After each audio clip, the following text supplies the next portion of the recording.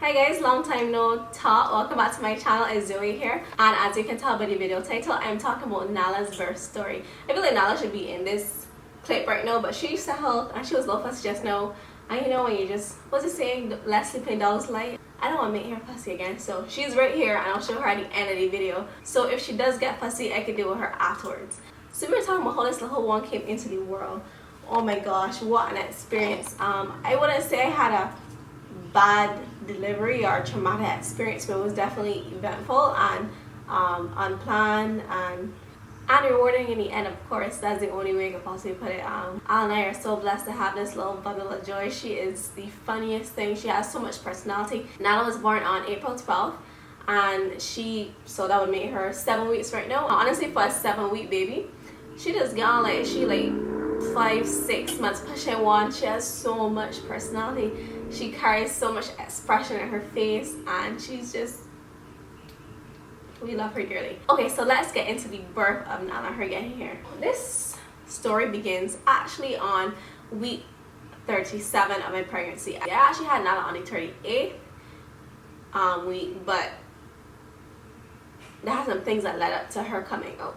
So when I went in for what I thought would be my last ultrasound, because my midwife said I probably wouldn't need another one after this, we found out that Nala was breech. So the whole time from week 35, we thought that she had turned already, but Nala's head was all the way up in my rib cage.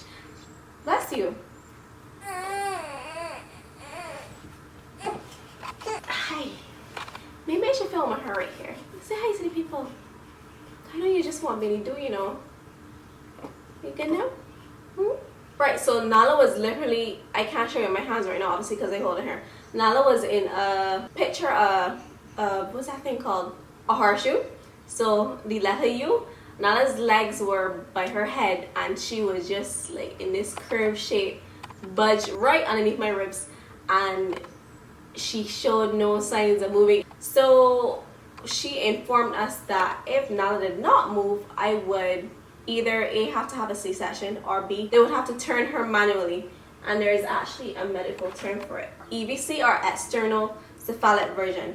So they literally, so what happens, the doctor will literally come in and turn the baby by moving it from the outside of the stomach, and that alone freaked me out. I'm not gonna lie, because that just seems so unnatural to me. This may sound weird, but I was thinking to myself, if I was a baby in someone's stomach and somebody tried turning me in such a tight space, something about it just did not sit well with me. Those are the two options presented, or she would have turned and she would have come on her own time.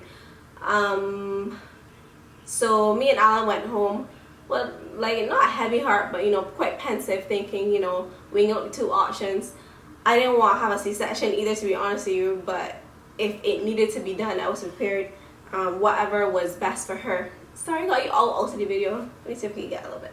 Whatever was best for her at the end of the day was most important to me, her safety first. So going on to the following week, it is week 38, the Monday, that was my next appointment. My midwife had felt my stomach, and she was like, I don't think this baby turned, and Nala had not turned yet.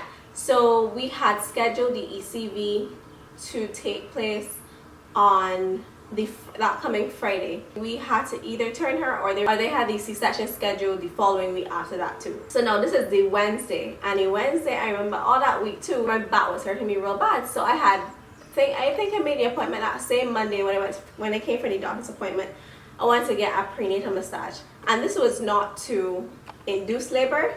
This was to either help turn the baby, relax my back, because all that week I was flipping upside down on this website called spinningbabies.com, trying to get her to turn naturally. It was just like I was doing everything I could do possible to get her to turn, because I did not want nobody poking around my stomach trying to turn her. I didn't really want to have a C-section either, to be honest with you. But so said, so done.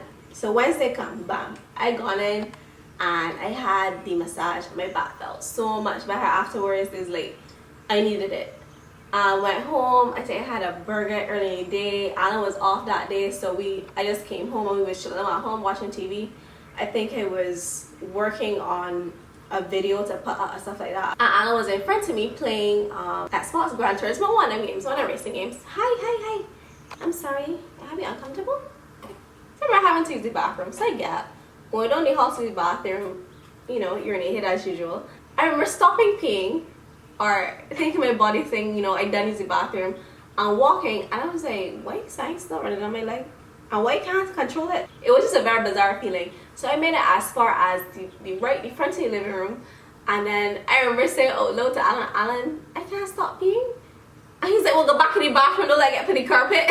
I think it was there I realized that whatever was coming down was not pee. It wasn't yellow, it was clear.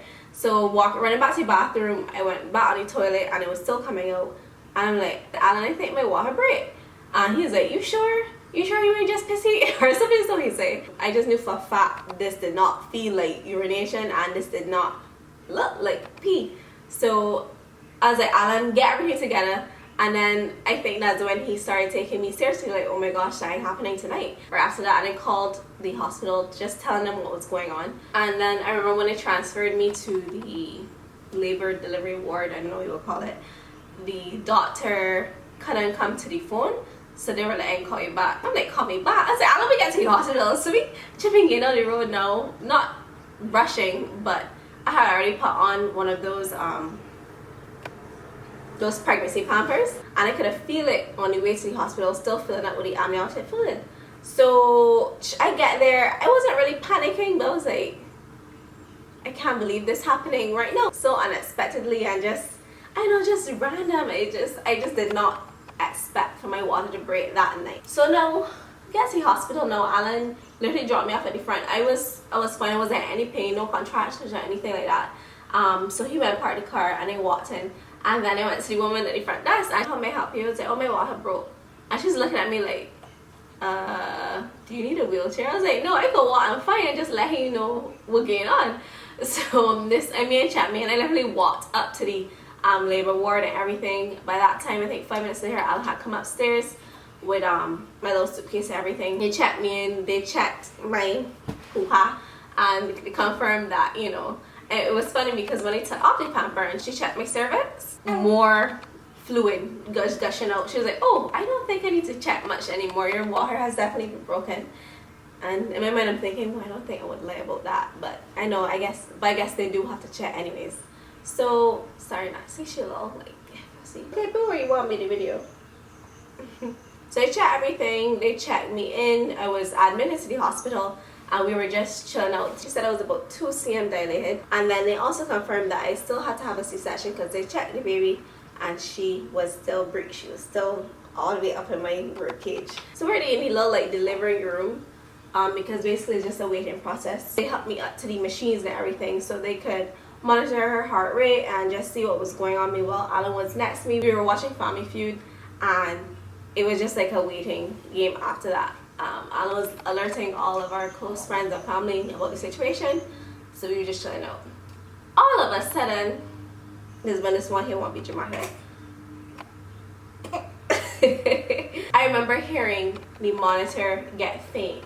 I just thought it was in my mind for a second because it was literally faint for 2 seconds. Within second 3, 5 doctors was rushing in the room saying, we're gonna have you spin because your baby's heart rate is dropping.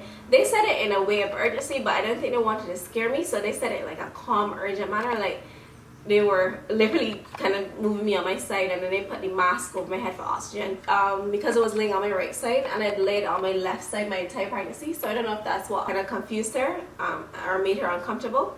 And then they also said they think she's laying out on her umbilical cord. I don't think the delivery was scary. I think it was just seeing so many people rushing at one time because that made it seem like something was real wrong. So I was like, okay. I flipped on my other side and upon the mask, I was chilling out. I want to say about 5 minutes after that, I felt my first contraction, and it wasn't painful, but I felt it. And to describe the feeling, it felt like, imagine somebody got a nail in your stomach and they're raking it down. I want to say this is 6 minutes afterwards now.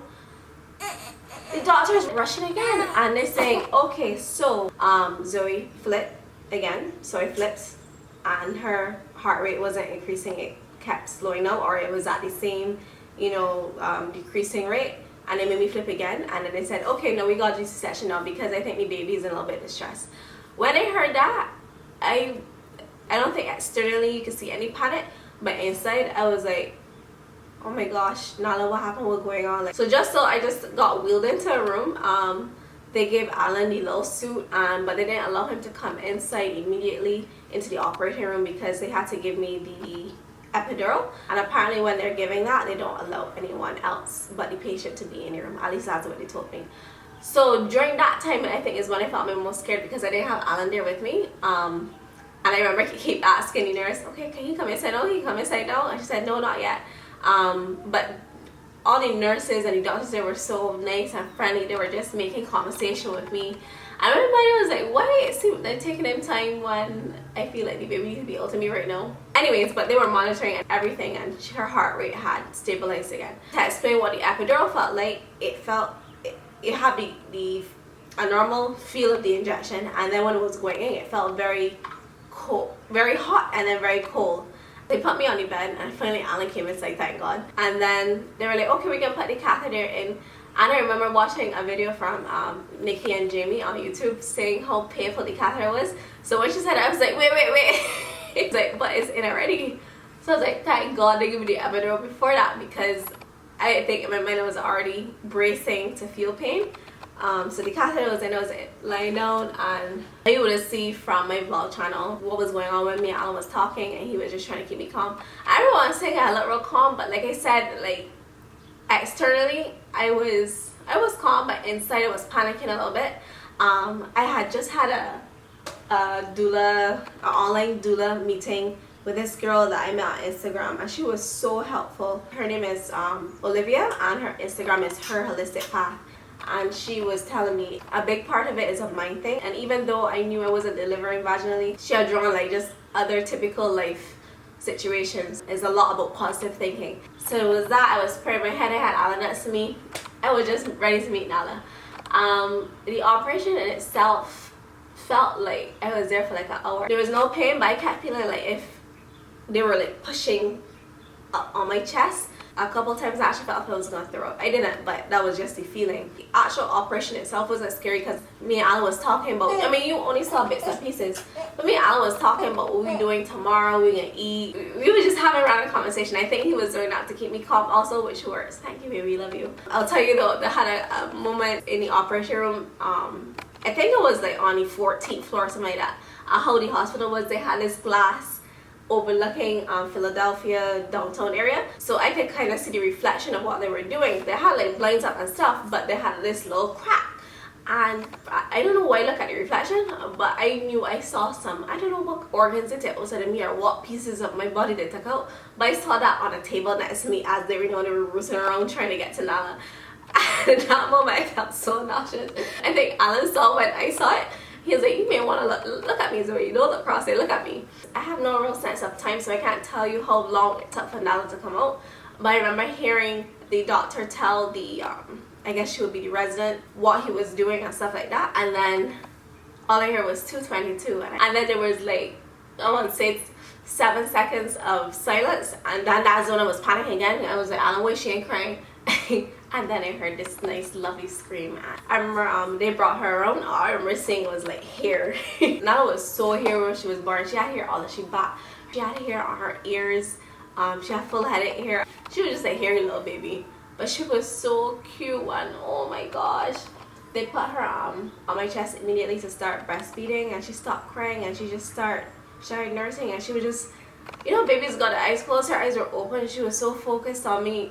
That was, I cannot begin to explain what this may sound cliche, but a magical moment that was. That's something that you can't really put into words. Just to see this human being that was inside of you for such a long time actually in your arms, and she was just so, she was so perfect. I don't know, maybe I'm biased because it's my child, but Nala was just so perfect. Yeah, but after that we went to the little recovery room. I actually had her breastfeeding on me for about half an hour. I think at the hospital they really pushed breastfeeding. They want to make sure I had it latched right, and I you know, felt really comfortable breastfeeding her. I think she slept on my chest the entire night, the first night. Yeah, after that you'll see it in my first vlog bringing Nala home, how it panned out after that. But yeah, that's when Nala got here. You can look out for future videos on my vlog channel. That's gonna be raising Nala on just the day-to-day life of having her here. I'm gonna get her in a video for the last part. Hi, boo. Say hi. Say hi, bug. Yes, you can follow my other channel, A to Z. Here I'll also put up the nursery tour, and then I'll do a bath routine video eventually. So leave any video requests in the comment section below. If you have any interesting birth stories, let me know. I'd love to hear about them. And until next time, we'll see you guys in the next video. Goodbye now. Thanks for watching, guys. Bye.